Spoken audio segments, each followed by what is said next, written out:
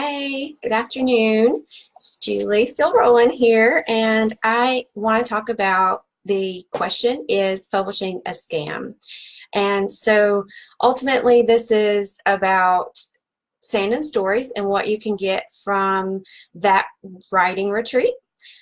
So this is just going to be a little bit of stuff, and then we're going to, at that retreat, I'm going to talk more about this, and then we're going to have like one-on-one sessions and question and answer, so we can go into more in depth. But this is really for people who are thinking about the differences between traditional publishing and independent publishing. I am going to go ahead and tell you that I'm a huge advocate for independent publishing. I know that some people think that independent publishing has, some negative connotations because you don't have to be accepted. Anybody can do it. But I feel like those things are good. It depends on what you're writing and what you're writing for. I wrote my books to, one, get my story out of my brain, and two, for the other books that I've written, I wrote those to establish myself as an expert in the field on the training and speaking and things that I do, and also really to teach myself about independent publishing. So I've learned a lot. I've learned a lot about what to do and what not to do. But this video, this live feed, is about the question, is publishing a scam? So when I was in grad school, I got my master's in English, and so I had a lot of professors that would talk about traditional publishing, and mainly because they were going through the nightmares that come along with that. One professor talked about how she lost the rights to her books because the publishing company that she was working with, they moved to a foreign country, and she had to actually go there and fight them in their legal system in order to get the rights to her own book back. Another professor talked about how she was given an advance on her book, and it didn't sell the copies within the time frame that they expected it to sell, so she actually had to pay back the advance. And so if you're thinking about traditional publishing, here are some things that you just really need to know. First of all, you need to have a lawyer look over any contract before you sign it. There are some steps to doing, finding a publisher. So you would look at the top 5 publishing companies. You're going to send, and then you're going to do some research and see which ones accept the genre that you're writing in, and do a query and see if they're even looking for anything at the time. Then once you get through to them, then you would send, whatever they're asking for. So maybe a manuscript, maybe a chapter. And then you're going to have somebody read over it. They're going to send you back edits and suggestions. And so that whole process is really time consuming, and that's another reason why I chose to do independent publishing, because I wanted my book to be published. I published my first book in 2 weeks after I had written it. So I wanted to have it then, and I didn't want anybody else to have control over it, because sometimes I'm like a 2-year-old and nobody can tell me what to do.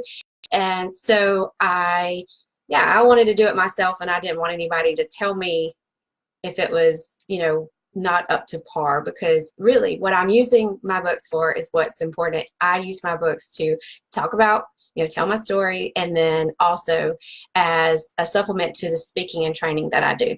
So it's important to know what you're writing and why you're writing it in this decision-making process. Back to the question, is publishing a scam? So there are scammers out there. I know that you've seen the commercials that say, hey, do you have a book in mind? Give us a call, we can help you get published. So here is how to know whether it's a scam or not. You do not pay somebody for your own work. So if they say, we're going to publish your book and it'll cost you $5,000, that is a scam. You don't pay somebody for your own work. You get paid for your own work. When you submit your work, somebody should either offer to pay you for it or say, no, we don't want it. If you're paying somebody $5,000 to publish a book, they're more than likely doing the exact same thing that you would do in independent publishing, which, I'm going to talk about later, but not on this video. So, of course, rule of thumb, don't pay somebody to accept your work, because that is a scam. Now, there are some services that you can pay for when you're doing independent publishing. Like, a lot of people pay for people to do editing and to create a cover page, because they don't have, the skills and abilities that are necessary for doing that. That's perfectly acceptable, and that is not a scam. You're getting a service like you're paying for a service, but you don't want to pay somebody to do something that you can do yourself. So just trying to make sure I don't miss anything. Oh, so on average with traditional publishing, people get paid $1.25 for every $25 book that's sold. So if your book costs $25, it sells, you get about $1.25 for that royalty. That is a very, very low profit margin. And so with Amazon publishing, you can do a Kindle book, you can do an ebook for, it doesn't cost you anything to do that whatsoever. And they do print on demand as well. So if you have a print book, it doesn't cost you anything to do that unless you pay for the cover or editing or any of those services. But ultimately, I have never paid anybody to do any of that, and I have published my books for free. I do have print copies, and it does cost me. I usually get about 100 books sent to me, and I think that, you know, costs less than $100. I can't remember exactly what it is, but it's not very much. It's like $2.24 a book plus shipping, so it ends up not being very much at all. Okay, lost my train of thought. Oh, okay, getting paid, yeah. So I was looking at this, and the Science Fiction Writers of America put out statistics on their writers, and there's a little community of science fiction writers, of course, and they said that only about 5% of their community actually make a living from writing, and they are traditionally published, and so they're producing books, probably multiple books per month.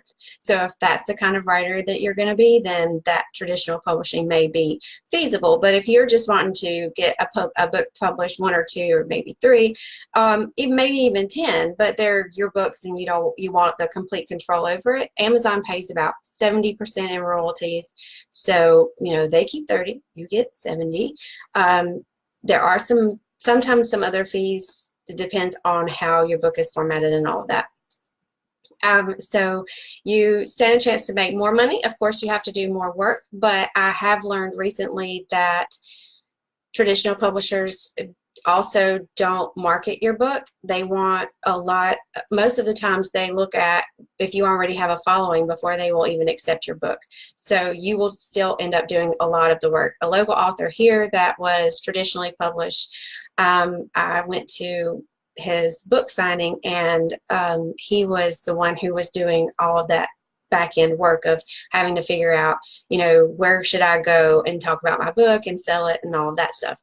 So some good things that I really love about independent publishing too is that even though I probably could make a lot more money, I am lazy and I don't do a lot of work on the marketing side, but I do love to go and do an event, so and sell my book and talk about it. So next weekend, yes, holy crap, next weekend we're going to New York for my birthday, and I'm going to do a book signing at Blue Stockings, which is an LGBTQ community center and activist center, and so I'm really excited about that.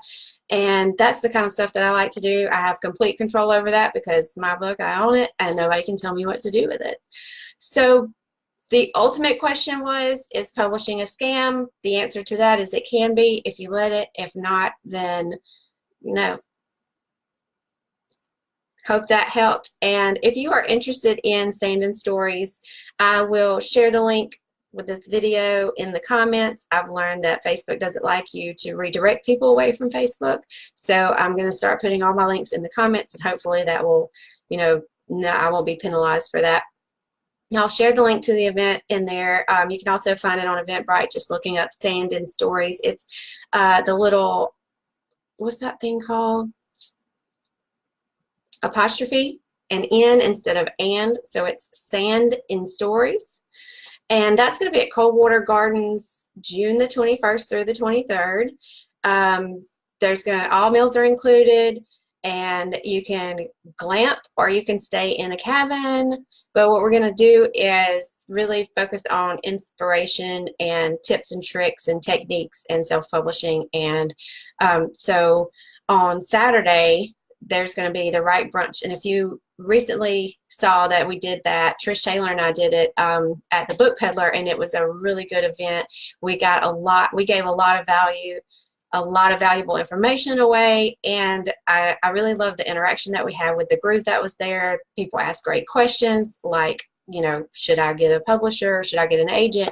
And we got to answer all of those questions and learn from each other, and also, you know, really just talk about our experiences. So you get to learn from my mistakes and learn from what Trish learned. So we're going to do that again at Sand and Stories, and it's going to just be a longer session. And also you can have the opportunity to sign up for one-on-one sessions, where what we're going to do is like actually work on an outline if that's what you need, or a bio, or a marketing plan, or formatting, and all of those things that you need for being independently published. So if you have any questions, please put them in the comments. I'd love to share as much information as possible. And thanks for watching.